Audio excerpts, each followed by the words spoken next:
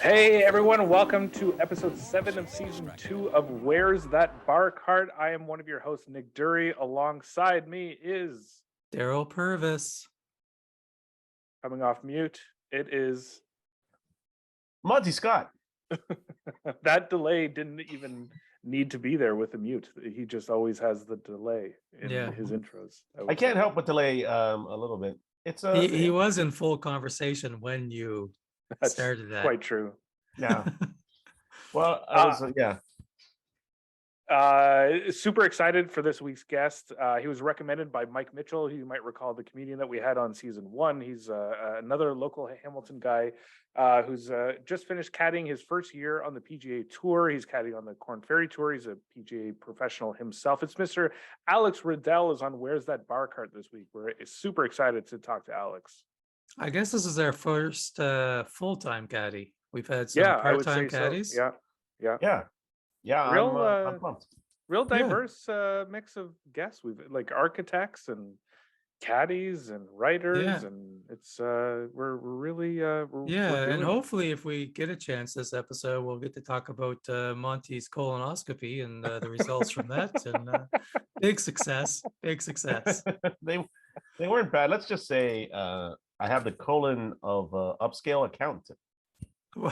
I thought you said it was a colon of a 20-year-old. Your doctor that would said be that would be an accounting student from Seneca College. Yes. Yeah, one of the better ones. Straight to my face. Looked in my eyes and said, "You have the colon of a 20-year-old."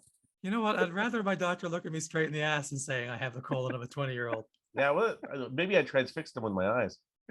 And he never really, in fairness, he never did look at my ass. He was just staring in my face, just. Frankly speaking, stuck 2 fingers in your mouth. Said you have the colon of a 20-year-old. If we don't talk about this at all in the episode, I'm going to be fine with it. I think it's probably fine. I mean, I don't see any reason why. I have a number of questions related to my colon. In regards to my colon, how would you put this? Here's some business to get out of the way. First, I mean, we've got an ad, but I'll read that. But we should say that the three of us are actually doing a stand-up show together in Toronto, Ontario on December 1st. Daryl and Monty and Kate Davis, another amazing comedian, are doing a weekly show. Weekly? Is it weekly? No, is it monthly? No, monthly, I would say. Monthly We're not show? 100% sure yet, but okay. Yet to be determined. We won't. Yet to be determined. Yeah, we keep our cards close to the vest. You know what I mean? Need to know basis, but it will be ongoing. I would just like to say Monty's colon will be there. Yes. As will mine and Daryl's, not together, but not in the forefront like Monty's. No. Well, listen, when you got, it's like I've been looking for beach clothes for my colon. You know what I mean? Like this is a 20-year-old colon. You're going shopping at Abercrombie and Fitch. Yeah. For your Ironically, Monty's gotten a new golf shirt and golf shorts for his colon. Forever 21. I shouldn't even be here because my colon is only 20. But I'm like, wow, maybe let's just say. Well, you can hope it's forever 21. Yeah. Wow. It feels like forever 21. My colon feels like it was forever. But anyway, the three of us had some close friends who'll be doing a show at Comedy Bar on December 1st. So if you're listening to this and it's before December 1st, please comedybar.ca to get your tickets. Come see us. It'll be a very funny show. I think you'll quite enjoy it. I would agree with that sentiment, Monty. Is it Comedy Bar East? We have to tell them it's East. Comedy Bar East. Yeah, Danforth and Main area. Yeah, 30 seconds to Scarborough is the name of the show. And so if you're more than a minute away from Scarborough, you might have gone too far. Yeah, that's right. Yeah, or you're walking. And don't eat before the show because Monty's cooking up lots of discounted meat at his house after the show. It's very close to his house in the backyard. 100%. And these are the kind of things that are you trying to take years off your colon? We'll try. And you know what? We might be able to get some deals on Limacol if everything works out. Have we mentioned Limacol much on this podcast? I don't know, because I still don't even know what Limacol is, but Monty wears it like a badge. It's wonderful. It's an aromatic. It's a Guyanese aromatic. It's great. I'd be remiss without saying we have a sponsor as always. We're very excited to be sponsored by BetStamp. BetStamp is the Trivago of sports betting. Monty, who do you got winning the US? Have you ever bet on golf, by the way? Oh yeah. Like Oh, yeah. what was like a golf bet that you've It's laid not down? like PGA Tour or anything. Monty bets on like close Scarborough golf tournaments, whatnot. I have a bet on men's league. The club championship for Tam O'Shanter. Yeah, I was like, yeah, sure. I lost a couple of bucks at the club championship at Tam O'Shanter. Sure, I have. But who hasn't? I did a parlay with Parkview down the street. Yeah. 2 club championships, lost $5,000. $5,000. I tend to do things. I try to do things in increments of 5. So sometimes, like, you want this thing or what? $5,000. Yeah. Now, who's that guy? Marcoloni? Who's the Italian? He's got a very Italian name on the PGA Tour. Let's Franco see. Marinelli. Oh, yeah. Rocco Mediate? Francesco Molinari. Francisco Molinari. Yeah. He fucked me on some cash. Really? Well, yeah. I had him going. This it was might a be the live worst under- ad ever on a podcast. But yeah, I had him going. I think I had him going in a parlay with somebody else. But he was coming up the leaderboard strong. I had him from dead horse at the back, kind of thing. Yeah. And Molinari, he was shooting up the things, and then Icarus, he flew too close to the sun, he fell off. So I ended up. It's a damn shame. It's a great anecdote. Thank you for sharing.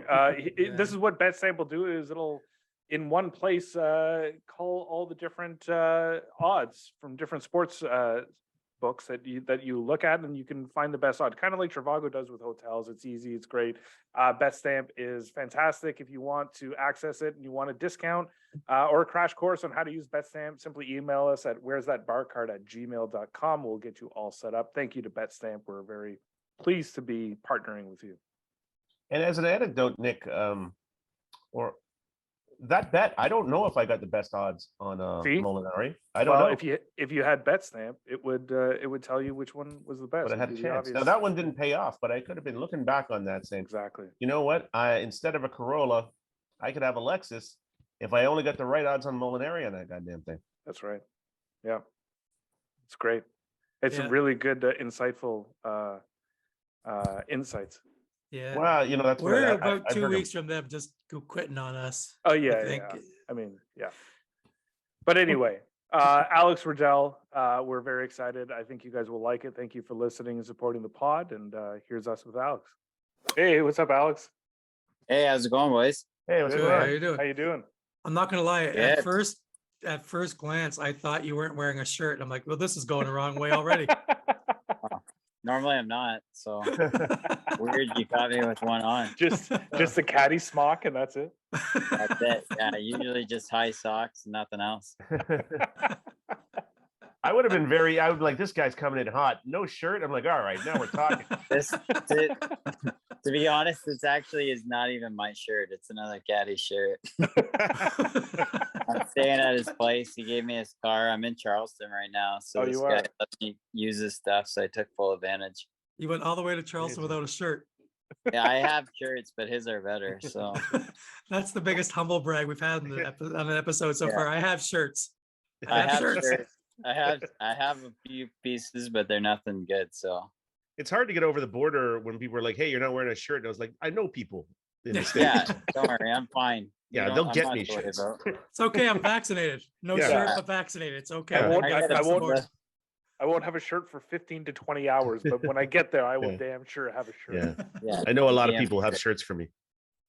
yeah. No, I took full advantage. I'm staying with this guy in Charleston. He's caddying for Michael Gligic, so he's gone for 4 weeks, and so he gave me his Jeep and his place to stay, and then I went through his closet, so I got half his clothes on. Is he a Canadian as well? Yeah, he's from Markham, actually. So all the Oh, wow. Canadian caddies hang out. Yeah, we're pretty close. Yeah, there's a lot of guys. Yeah, there's actually more Canadian caddies than I thought, but everyone's pretty close once you meet him, and then the boys have been good. So he's great. He's like, yeah, just take my place, and no one's gonna be there. So have it for when you're there. And I've never been to Charleston, so I'm going out after this with my buddy and see the town. And then Nice. I'm going to Costa Rica on Friday. That's awesome. What are you doing there? Is it Just floating around. Yeah, just going vacation? Yeah, fucking around. My buddy's there, and my cousin just bought a place there, so we're gonna go set it up to rent. Nice. Nothing. So yeah. Play so- golf or No, I probably won't. I might, but no, probably not. Probably just All right. surf and do whatever, float around. It's What a awesome. life to be a young, good-looking guy who's a caddy on the Ah, PGA there you go. Tour, just walking Fine. around topless. That's it. Shirts optional, yeah. Wearing other people's clothes. That's Yeah. what it's all Why about. wouldn't you? Yeah. I listened to a couple of your episodes. I thought that that girl was going to be on the podcast. I was kind of excited. Oh, Oh, Gina? sorry That's- to disappoint you. That's how we draw Yeah. people in. I was gonna leave all this in, but now I think I gotta cut something out. I see 3 dudes, and I'm like, what's going on? Yeah, like this is. You probably felt better about the decision to wear a shirt though after you saw that. You're like, well. No. I went to the gym today, so Well, we can call Gina in if you need. Yeah, if you she could really. be on. She could be on standby. Yeah. Where are you She's, guys? she's more talented than us, so we don't get her very often. That's true. Are you guys in Ontario? Yeah, we're all in Toronto. You're all in Toronto? Yeah. I'm originally from Ottawa. Monty's from Scarborough. Daryl's from Nova Scotia. But But we're we all live in in Toronto, Toronto. Nice. Where do you guys play there? now. I play up at Spring Lakes in Stouffville. Okay. I play Four Seasons a lot. Okay, perfect. And I play wherever these guys are members, basically. Wherever you get And on. Dentonia. I play a lot of Dentonia now because I'm a 10-minute walk away. Okay, nice. Yeah, Daryl and I are both close to Daytona, so I played that one. Last 2 times I played. Okay, beautiful. You guys did, golf a lot then? We do. Yeah, a few times a week kind of thing. I also lived in Hamilton for a couple of years. That's where I started stand up. And I played Chidok a number of times, Oh, which is, Damn, it's great. yeah, love it. That's my alma mater. Is it? Is that the course you grew up playing? Yeah, that's it. I love it. Chinook's my pride and joy. I love Have you guys Chinook. ever played Chidok? No, I've never No. played in Hamilton. I played a lot in Burlington, but I've never made it to Hamilton.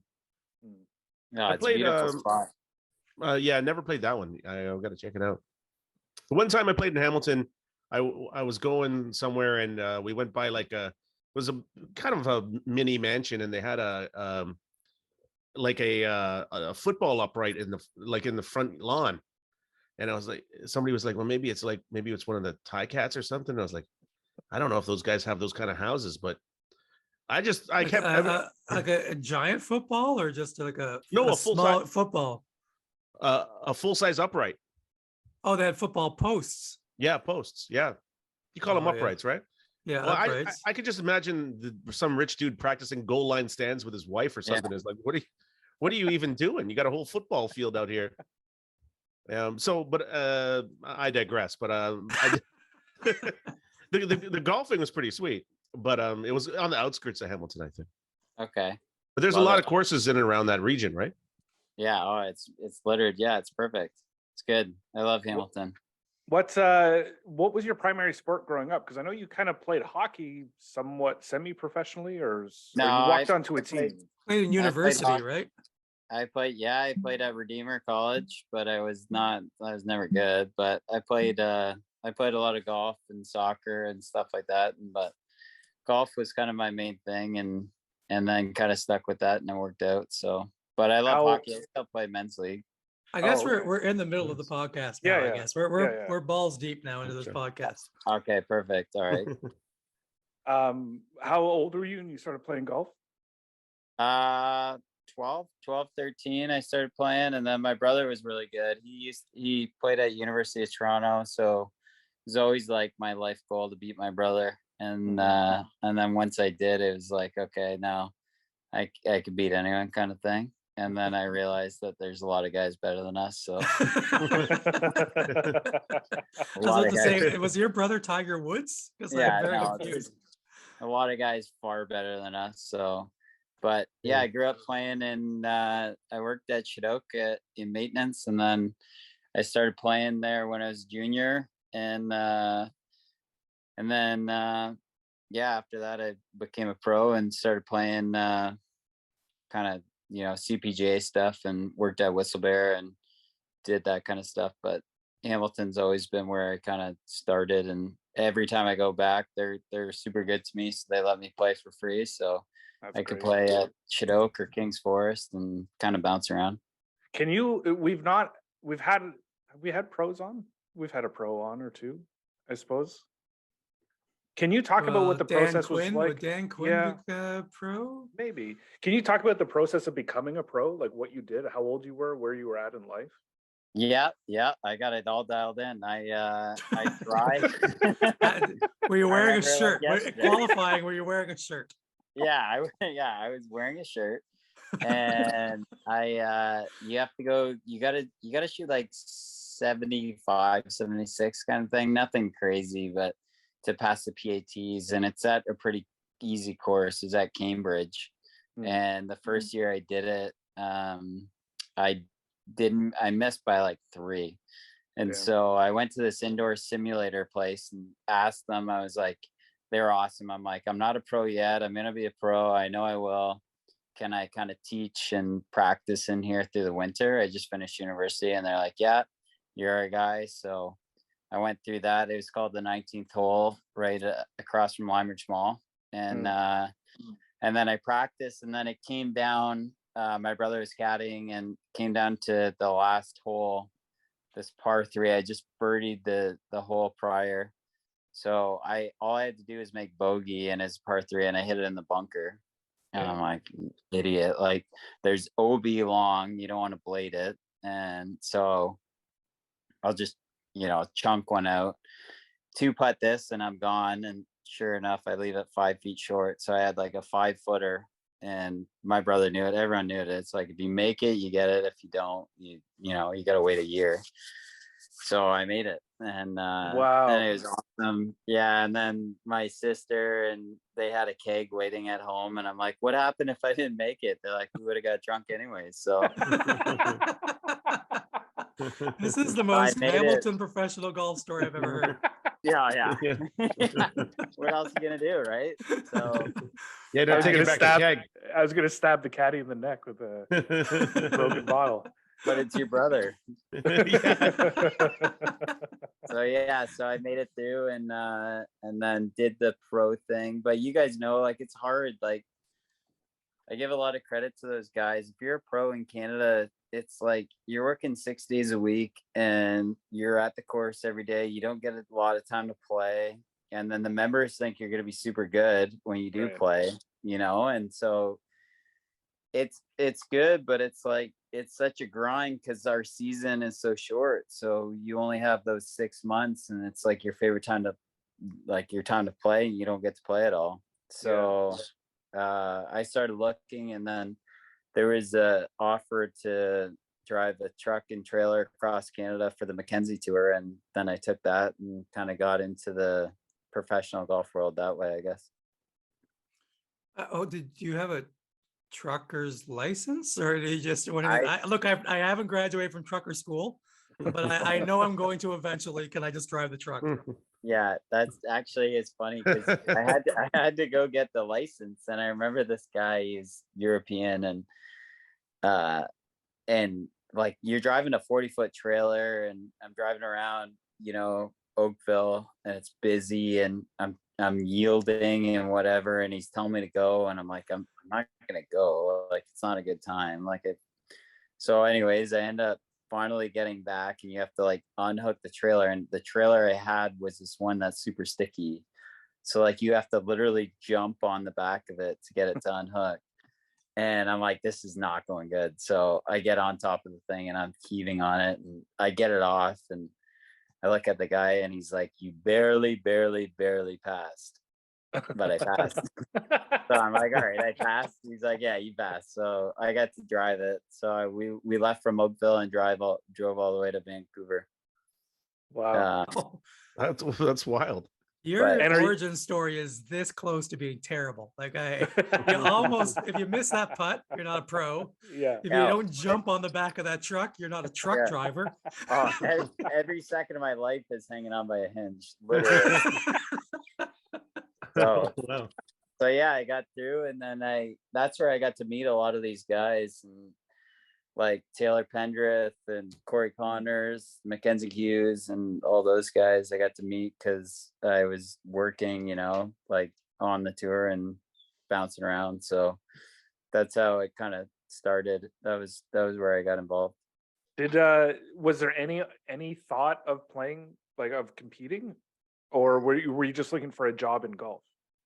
The best I finished, I would say I was T1. I lost in a playoff to this guy in Ontario Summer Championship. It was the assistant professional summer championship, and I lost in overtime. And I mean, I thought I was pretty good, but when I'm around these guys now, it's like there's a bunch of caddies who are good and we're pretty good, but it's a different level. I'm not even close to where those guys are at. So, and I feel like I play at home, and it's like you play pretty good, you break par, you shoot a couple under, and they're like, oh man, you should, maybe do this. And it's like you really don't know until you're around those guys that you're that far off. Yeah. Man, I bet I can imagine how you feel, because I've mopped the floor with my family as far as golf goes. Yeah, And that doesn't seem to get me anywhere. You know what I mean? I was like, I Right. beat the hell out of my family at golf. You beat grandma, you beat grandpa. The whole thing. You're like, all right, I'm ready to go. Can't even barely break 90, for Christ's sake.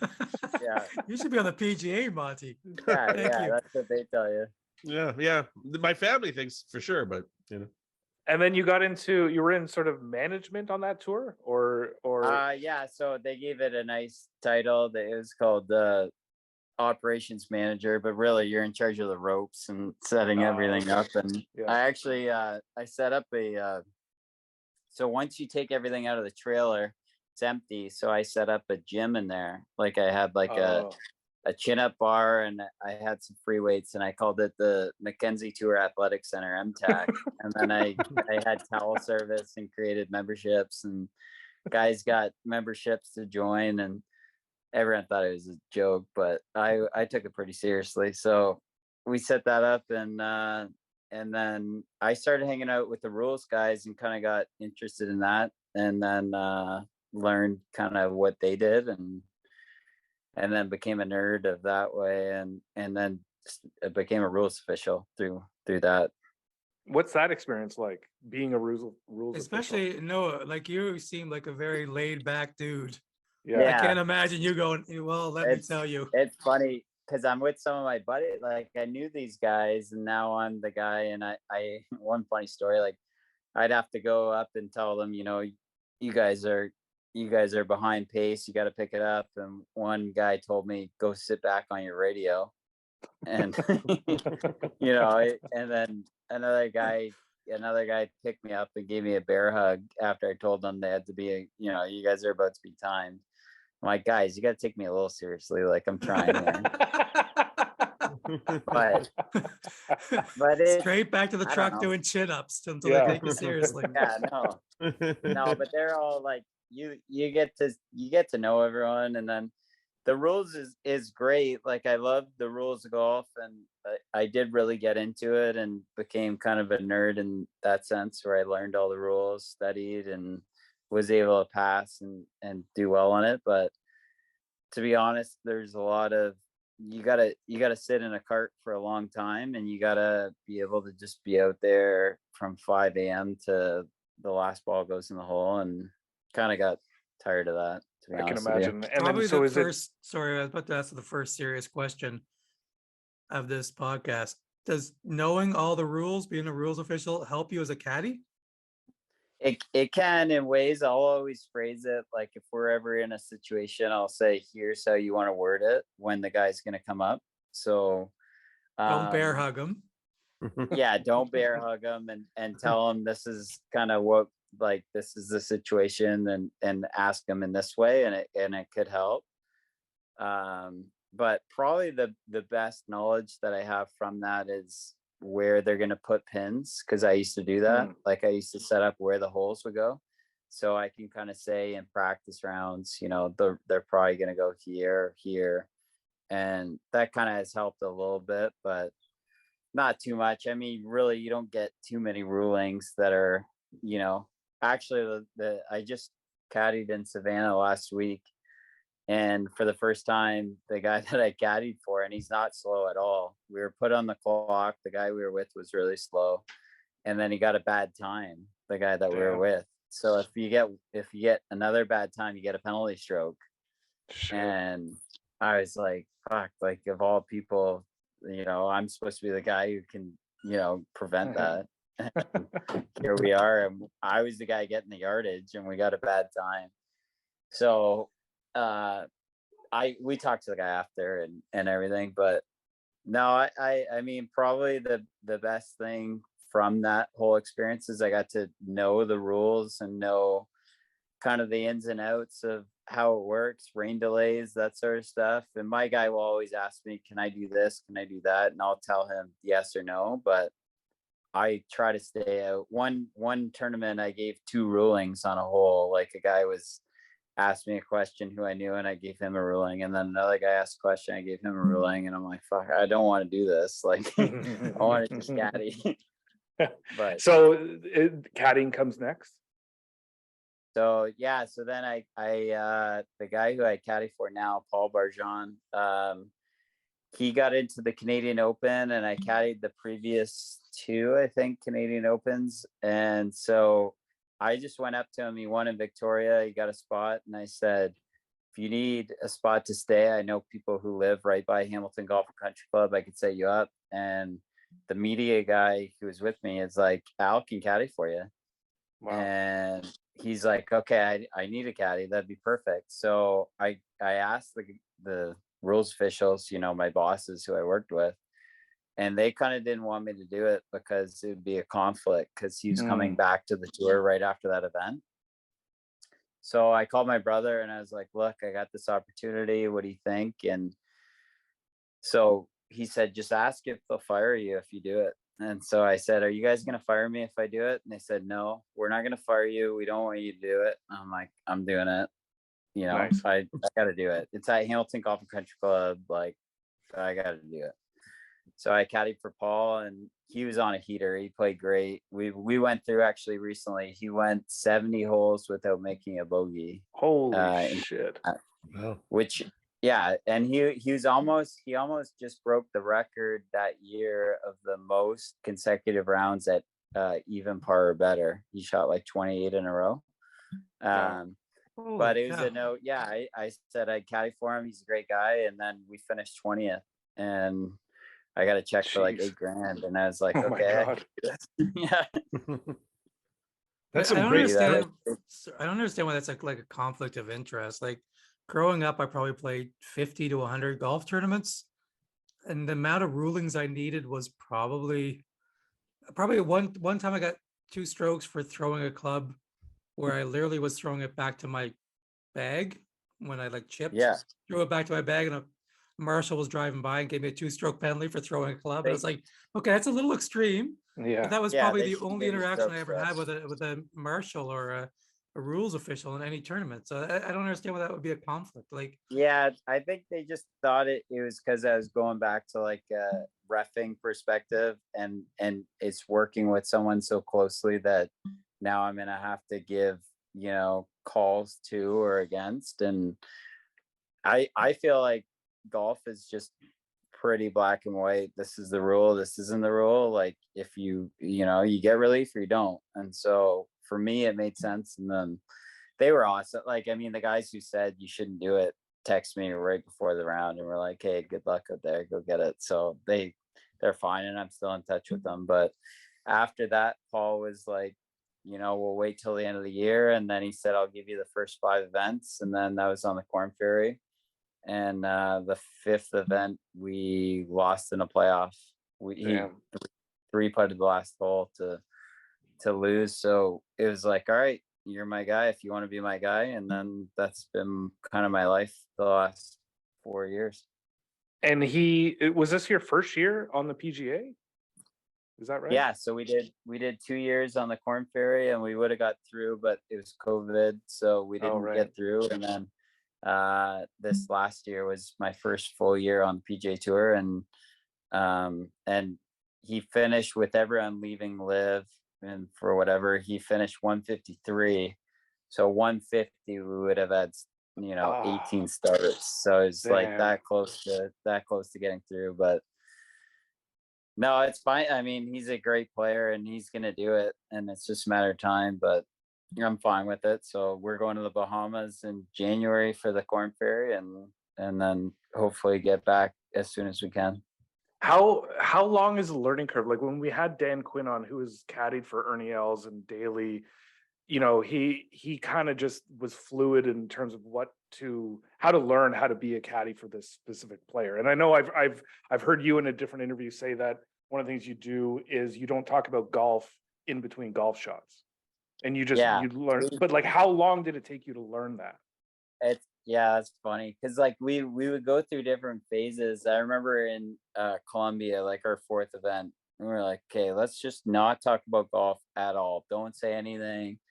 And he goes birdie, 8-iron to 4 feet for eagle, birdie. And like, we're not fist bumping. We're not doing anything between shots. It's just like standard. Like, I'm just getting the putter. And the guy that we're playing with, he's a friend. He's like, your boy's going to shoot 59 today. You realize that? And it's just like, we like, you go through different phases, and then we realize, okay, we got to like, that doesn't work. You can't not talk about it. A guy's done a heater. You could obviously, you want to talk about it, but it's every day you're learning something. And when you're out there, it's like, you learn more about the guy and what he does. And this week I worked for someone different, which was new because I've pretty much only been with Paul. And so it's kind of cool to be with someone different and see how they play and what they ask of you. But the guy that I work with, Paul, he's amazing. And so it's pretty easy to work for. Are you debriefing like post? Yeah. Are you debriefing like post round or post tournament? Yeah, we talk about every shot, and then we talk about every after the round. Like, we talk about everything. So it's like he's very involved. He gets me involved. I'm involved in every aspect. So it's like literally every shot. What are we hitting? Even if it's a 2-iron off the tee, where am I aiming? What am I doing? Okay, he hits it, and then it's like, where are we aiming here? Where's the wind? What blah blah blah. We hit it, and then the putt. Okay, so we started working recently with this guy out of Hamilton, Ralph Bauer. He's a putting coach, and it's kind of like aim point that you do, but you do it more with your feet. You pace it off and do a math kind of algorithm. So we started doing that. So I got involved I read every putt with them, and like, we talk about golf, but then the main thing is with these guys is there's so much time out there, so they just want to talk about anything else. So if you got good stories, then they want to keep you around, kind of thing. Let us know if he ever needs a stand-up comedy coach or anything, because we'll be up for that. We can test it. They're always, that's the main thing, is if you can make them laugh. Like, before events, he'll say, just go get me a story. And then I'll go out in a new town and then come back with something. Then I'll be like, oh, I got a really good one. I got one. And it's going to take 9 holes. I'm going to tell you, you're going to love this one. It's going to take 9 holes. You're stretching them. That's a heck of a story. Yeah. That's Colombia. I've been to Colombia. That's a 9-hole story for sure. That's Colombia, Panama, Bahamas. Yeah. You do have some comedian timing, I will say, in the way you respond to things. I try really hard, so it's fine. It's like we have a good chemistry. He's really funny too. He's from France, so he's good. Like, we work on it, and between shots, it's always like, honestly, if you're out there on the course, like, I know the main guys are mic'd up, but if we were mic'd up, we would both be off tour. Like, next where we talk about. I sort of feel like when you came on, you said you're going out and meeting a friend in Charleston tonight. We're getting in the way of you drinking your face off in Charleston, so we should. Yeah, but this is all work related because you'll have a Yeah, true. story You'll next have a round. story. I was hoping to be on with a girl, and there was three ugly assholes interviewing me Yeah. on the podcast. No, don't worry, that's coming up. We got time still. Okay, well, I think it's time for the par five. Monty, do you want to do the honors? I'm told this is the par five. Perfect. Alex, question number one, your favorite golf course? Okay, I read a little bit. I'm not allowed to say Pebble or those courses which I've been to, which are unreal. No, I think you're Obviously, allowed to say you're allowed to your say favorite course, but for this that's part. the follow up is what course do you want to play the most? So what's okay, your favorite course?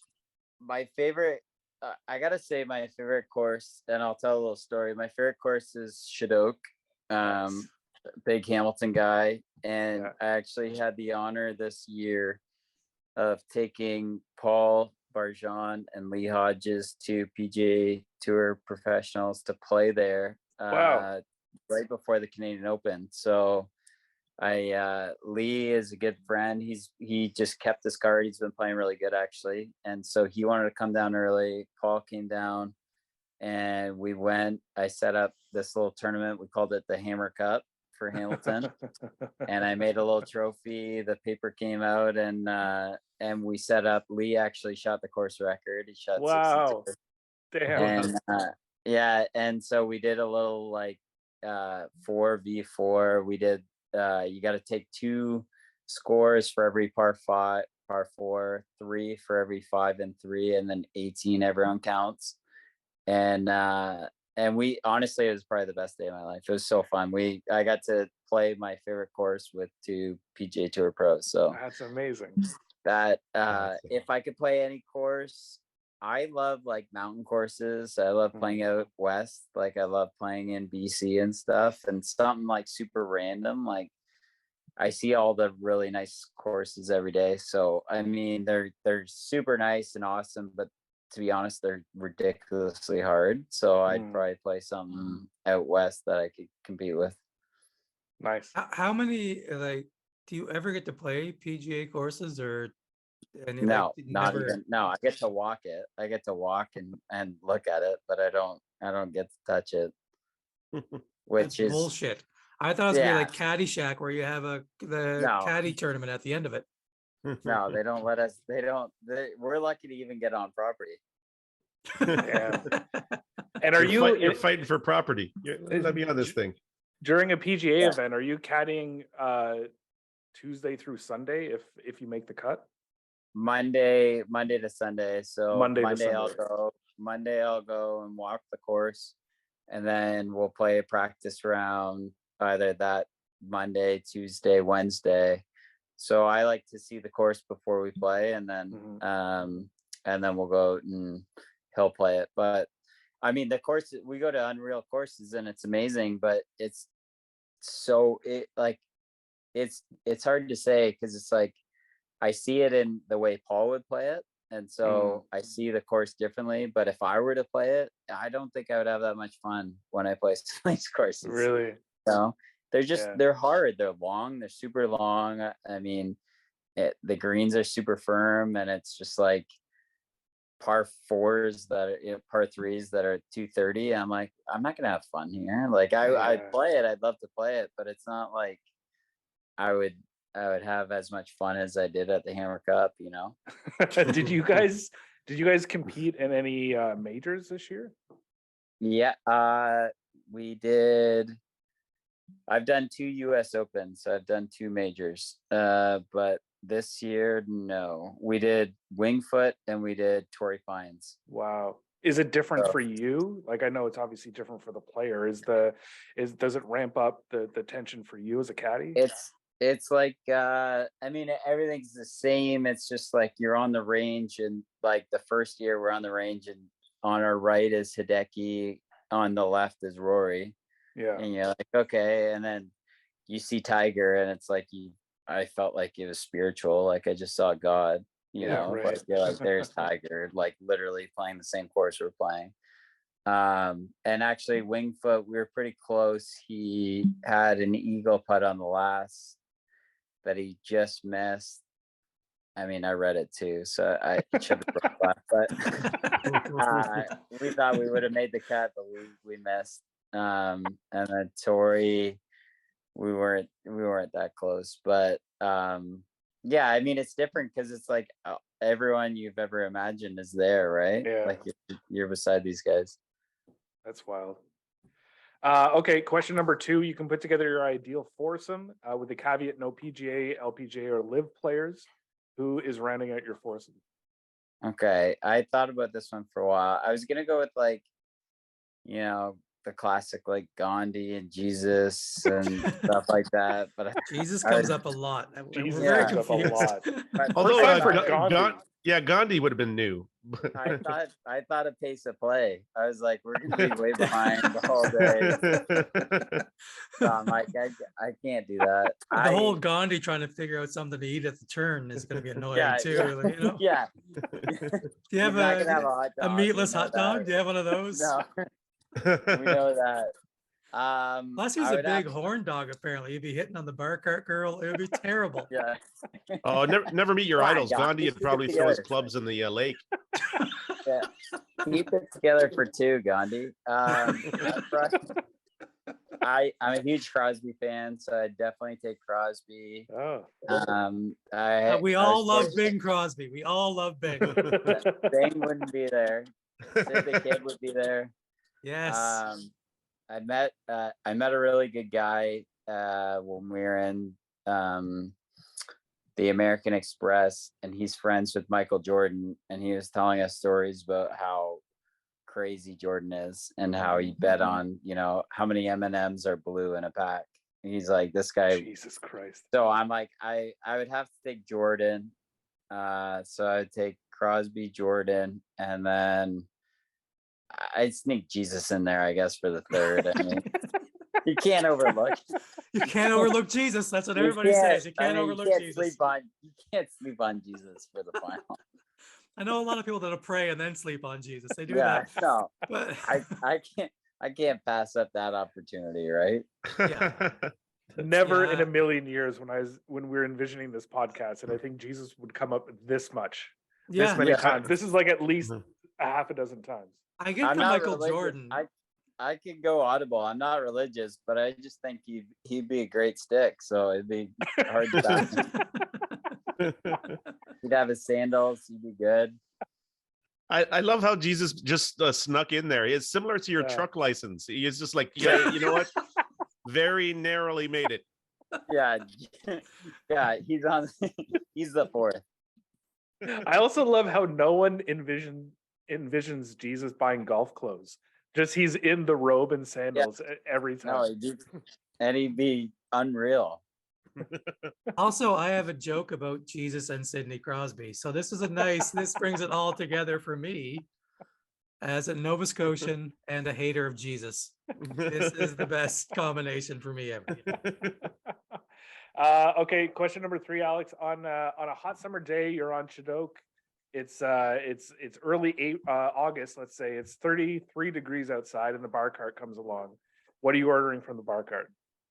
Okay, well, I have 15 beers in the bag already. So I got 15, not 24, not 12, Hamiltonian. 15. I got to do something out of courtesy. And you know what I kind of like on the course is those triple bogeys. Oh yeah. I'll probably I've had those a couple times. And just so at least she doesn't notice that I have 15 in the bag. I probably pick up 2. Now, when you're on the tour, sorry, yeah. when you're No, like go ahead, you're go ahead. playing like a real tournament with him, you're what's the not I don't want to say with your Paul. player, with your caddy or caddy-ish. What is it called? Is there ever a moment where he's like, man, I'd love to have a beer right now? Does that ever Oh. come up? Oh, after the first tee shot, immediately, yeah. Several times where we always talk about, my favorite part is every round we talk about if we win, how drunk we're going to get when we win. So we always talk about that at the beginning of the week, and it always ends with someone's stomach getting pumped at the end of the week. That's the level we're getting at when he wins. And it kind of, and then we had a chance actually early in the year, like our third event at the American Express. He was in the final group, and I was like, okay, here it is. We're gonna check into the hospital at the same time. But it didn't go that way. That is such a Hamilton thing to say. Oh, yeah. Oh, he I loves don't it. even know. Are they allowed to have a rum and No. coke on the course? No, wouldn't you think can't so. drink. It's against the PGA Tour policy. You can't drink. No wonder everybody's going. I bet Yeah. you Liv will let them have well, maybe not. Saudi Arabia. Yeah, sure, of course they can. Yeah, rum and they're coke and boozing, Liv, sure. shorts and a rum and coke. Who wouldn't want to play on Yeah. Liv Tour? Yeah, they're boozing. That's what I heard about the PGA. They check if you have beers. Like you're not allowed to bring too many beers. Yeah. Yeah, 6 or under, you're fine. If you have over 6, they're gonna call a marshal. Okay, question number 4. The angriest you've ever seen someone on the golf course? I've seen a lot of anger. I've firsthand. I won't name. I thought about this a lot. There's one guy, he's known for it. I won't say who, but Is this a One Hamilton line, guy or a PGA guy? no, or a- he's a PGA Tour guy. He's Corn Ferry PGA Tour guy. Everyone knows, but one line I like that he said that's like appropriate because he's got a lot of lines that aren't. He said his dad was caddying, and he said they were trying to read a putt, and he missed it, and he goes, "We look like the 3 blind mice out here, and there's only 2 of us." And then I've seen him throw a club. The angriest I've seen is that it's actually the worst is once they start laughing, like they laugh at themselves, and then you know it's over because it's like they're like, I don't even know what we're doing here. They'll start laughing, and it's like, okay, once your guy starts laughing, you're done. Like Yeah. you don't have a chance. So I've done many holes where it's silent and you're not talking, they're not talking, and that's awful. And you try to get better at that, but these guys can snap as good as anyone else. Like I've seen Damn. clubs thrown, I've seen everything, but the best players and what they're all working at is just to keep that tiger chain, you know what I mean? Like just keep that in. And that's what you notice is like the Rorys and those guys is they'll get mad, but they never, well, I mean, they do get that mad, but they don't as often, I guess. Yeah. And what about you now with golf? Like, where are you at in terms of when you get to play golf? Are you are you still competitive? You trying to still score your best, or are you just out having a good time? No, we have this tournament every year, the Riddell Open, our family tournament. We've had it for like 40 years, and it's always me versus my brother. And I actually lost it this year. I got probably the maddest I've been in a while, and I don't even know why. I was, punching the steering wheel. I was fired up. I was like, the boys had to tell me, calm down. Like, what are you doing? But I think it's partly because you watch such good golf all the time. You just think you're going to be that good, and you're not. Yeah. So I can still lose it, but no, when I play in the summer, I try as I got geared up for that, and I'll try to shoot under par, but it's just hard now because it's like, it's just, you think you're going to be better than you are, and you get out there and you're like, dude, you're not that good. You're not, you're not Paul Barjon. You're not going to hit it 350 yards. So just managing your expectations and playing from the red tees has helped a lot. But other than that,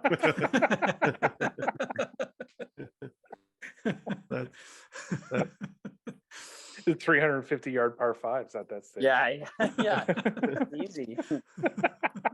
I'd say that's the best start to that question ever. Is I've seen a lot of anger.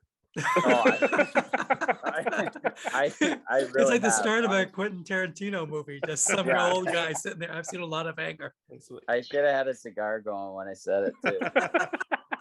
I feel like you could have asked Clint Eastwood, got that same answer. Yeah. Last question, your favorite golf moment. So this is either something you've experienced personally or watch on TV.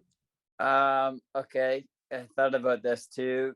The favorite golf moment. We were in Huntsville on the Corn Ferry. Paul had a 3-shot lead and then double bogeyed the first hole, and he's like, "Okay, well that makes things interesting."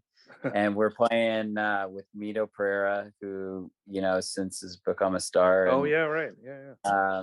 So after 9 holes, we were down by 4. We had a 2-shot lead, and we're down by 4 or 3-shot, and so it's just the energy's drained. We both par the par 5 10th, and he's like, "Are we gonna make a run here? Like, are we gonna do this?" And he stiffs it on the 11th, and then he makes a couple birdies in a row, and then birdie 17, and then all of a sudden we're back in it, and we get into a 3-hole playoff, and it goes to back to 10, the par 5, and he's got like there's water in front, and he's got like 215 kind of thing to the pin, and it's almost like a perfect 5-iron. That's what I'm thinking. And he's like, "I really like 6-iron here," and I'm like, "I love it. That's perfect." And he roasts this thing, hits it 15 feet, and ends up making eagle to win. Wow. I mean, that's hard to beat, because it's like your first win and you're with your buddy, and he does it. But there's so many times, and I feel like golf should do a better job of following the cut line, because there's so many times, like we're in Kentucky, and he's got to shoot 3 under our last 5 holes, and he made a birdie, just slips out on the next. We got a par 5, and he stiffs a 4-iron to like 3 feet and makes eagle, and we make the cut. And it's like there's so many of those stories where it's just like, on the cut line, when you make the cut, is a huge, like, it's life or death, right? You get points, you get money, you get everything. So being involved in those is that's the highlight. That's the best. It's like, I call him back 9 Friday Paul when he gets going. It's like he can do it, he can turn it on, and then here we go. And you're just part of it. You're just in it, and you're watching, and you're like, he's gonna do it, like. And are you tracking the score the whole time? So just in case he asks. Yeah, he knows. We all know where he's at, but at all times I know what he's at. But he knows exactly what he's got to do. And there's been honestly about 5 where it's like the back 9, he's got to shoot at least 3 under. Raleigh, North Carolina, he holed out from like 90 yards, on our last hole, and it's like just things like that it won't get shown, whatever, because he finishes, T30th.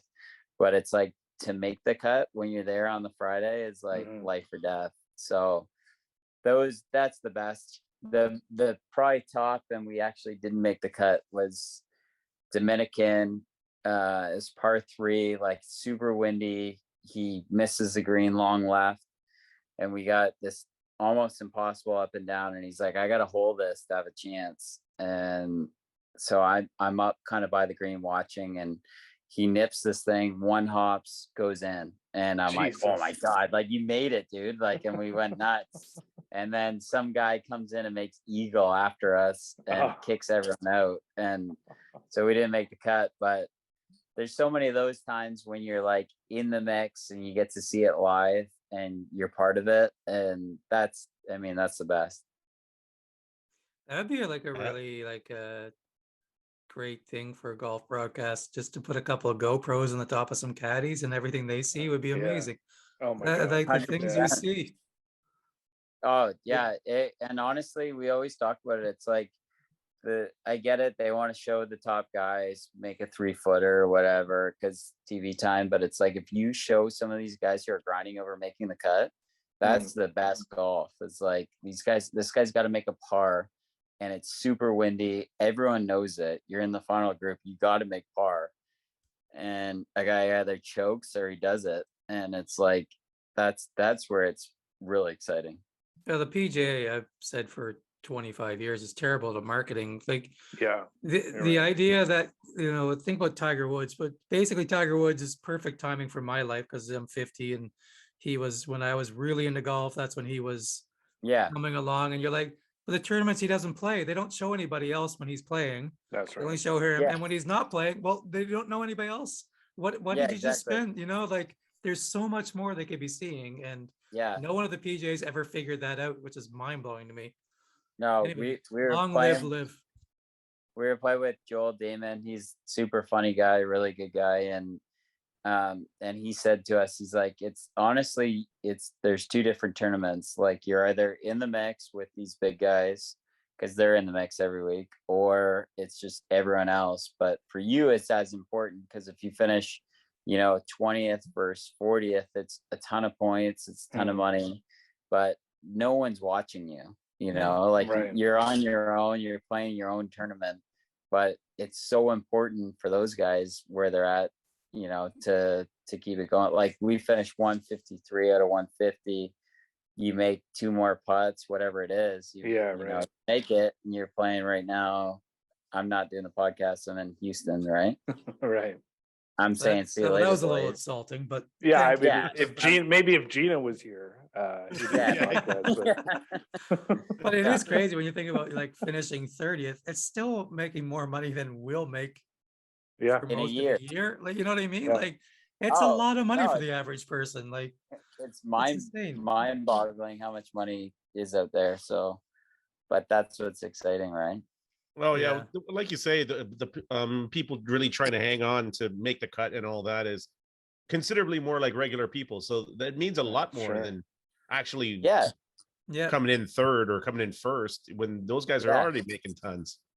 If they told that story a little different, I think it'd be more exciting to be able to watch the line, like, and with betting and stuff improving, I think that will kind of they'll get heightened up to be able to watch a guy and you're like, is he going to do it? Is he going to make the cut or is he not? And it's so many, there's been a couple times where the boys go out and you think there's no chance we'll make the cut. So you start drinking and we start drinking to try to bring the cut back. And it's like, we'll take a shot every time. We did that one time in Columbus and with the guy, and we're like, every time the cut comes back, we'll take a shot, green tea shot. And sure enough, the guy makes the cut and he's got to tee off at 7 a.m. the next day. Got like 80. He still He's made the awful. cut though. He's still getting the money. He made the he made the cut, but he shot 80. Those are the stories we need to hear. Exactly. I'm not Yeah. gonna lie, when you said he went with a 6-iron and went over the water and stuck it to 15 feet, I was so excited thinking this is gonna be a tin cup story. Just Yeah. ball after ball into the water. Go again, Paul. I know you can do it. Also, this really comes up against our episode with we had a comedian who lives in France named Paul Meyerhog. Yeah. And he talks about French professional golfers, what kind of dickheads they are. But this is a counter to it. Yeah. He's Yeah. like a great guy. Yeah, he's a great guy. The other guy, Jeremy Gandon, I just caddied for. We didn't make it through the Corn Ferry. He's went to Kansas City. Great player. I think he'll be really good too. But no, they're good guys. I think it's because we have that, perspective of French Canadian that gets inside us where we're like, okay, maybe they're not that nice, but the real French. We're gonna have to pretty cut that out nice. for my wife. My wife can't hear that sorry.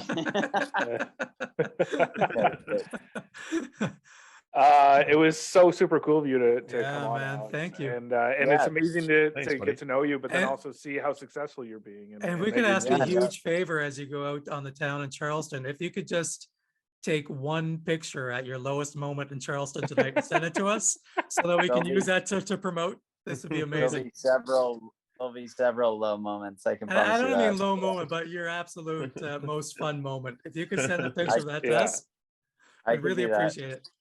I will. I promise you, I'll do that. All Yeah, right, we're thanks, gonna Al. have fun. That's very appreciated.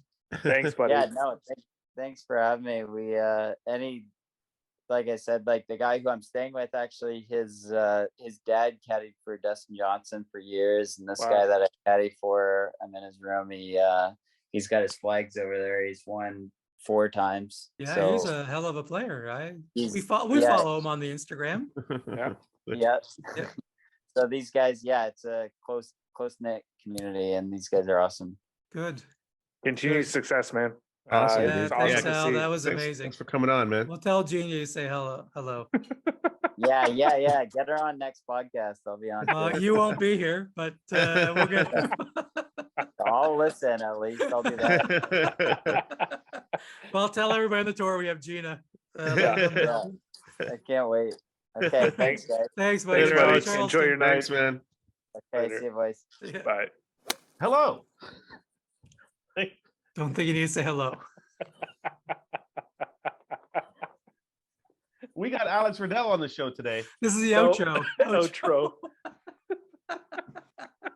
Goodbye. We have Alex.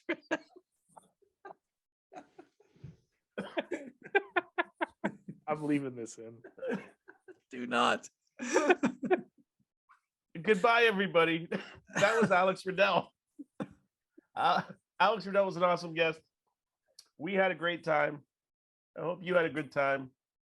He was so funny, like Yeah, like he a was like a hilarious, too. comedian. Like he was sharp and quick, and it was so. You know good. what? That might be his next job. He's a man of many Yeah. jobs, we found out, and that might be the next one. I could Yeah. see it. I could see. He could be yeah. starting that one out, just on the fringe, and the next thing you know, he's right there. Yeah. Yeah. Is that a golf he's- reference? Yeah, sort of. There's a reference to some of his stories, I guess. Similar to he's always making the cut. He's Yeah. always on. Wow. He's always fighting to make the cut. Yeah, the metaphors are just rolling. I love They're it. brilliant. Brilliant. We're lucky we let Monty lead off in the outro because I Hello. think everybody will agree that that's probably the best move we made. yeah, that was a great episode. He was very entertaining. I didn't know what to expect, but Yeah. yeah, just very funny, very and it was cool to hear some of those stories. I honestly, you don't hear a lot from caddies. It's a very unknown job in the Yeah. golf world. Like Yeah, what happens between those ropes stays between those ropes. yeah, it's true. Yeah, he held back some info. Like he was, he told some stories and without naming names, and it was sort of, I didn't want to press him, but it would have been good to hear some of that other stuff. But it seems like Yeah, they really commit to like things stay within inside the ropes. Yeah, it's too bad. I feel like when he gets home from his night out in Charleston, we might get some names. So we maybe just keep this Zoom call going, and then we'll see if we can get him to come back on. Well, I think the caddies know that you can't loose lips sink ships. You know what I mean? You can't be messing around. I knew that as a caddy, and I don't know anything about being a caddy. I didn't even know you were a caddy. Yeah, Well, I know you can't run your mouth. But whatever happens, you gotta be quiet. And while he was disappointed that Gina wasn't on with us, I guess it does raise a good point that we should bring Gina back on. It's been 7 episodes, for God's sakes. I think it's time to bring GLP back on. Yeah, let's 100%. get in touch with her, and we do miss her. Nice person. Yep. Friend of the pod. Good friend of the pod. And I think the diversity in I'll just drop this little hint in terms of where we're up for our next episode. Our diversity continues to be wide in terms of the types of guests that we have. It's you're not getting the same thing every week on Where's That Bar Cart. So No, I mean, and we keep going. I think we have our first curler, professional curler coming up soon. So exactly. I mean, we're trying to keep this diverse as almost 100% white people can be. We are doing our best. If it wasn't for Lima Call, this would be so white. Yeah. This podcast. Yeah. Well, I was going to say I am made up of every ethnic variety on the face of the earth, except for Asians. The Chinese Asians. I don't know who the South Asians. I don't know. I think I got them, but You think you got them? yeah, I know I got them. Depends how far south we're talking, but I mean, you can't have every latitude. So Thank south of Markham. Yeah. Definitely south of Markham. Yeah. Thank you, Shabazz, and thank you all for listening. And please tell a friend, tell a golf mate, and Yeah, we'll be back follow next us week. on all the social media as well. Yeah. And click on the rating, rate us 5 stars, 4 stars, whatever it is. Make sure you Yeah. do that. And 5 stars. 5 stars, and there may be merch in your future. Maybe. maybe And merch. also, if you're listening to this before December 1st, please, Comedy Bar, Yeah. Comedy Bar East. on the Danforth. Comedy Bar East. Yep. December 1st, 9:30 p.m. Tickets available at comedybar.ca. A very funny show, I'll guarantee it. Yeah.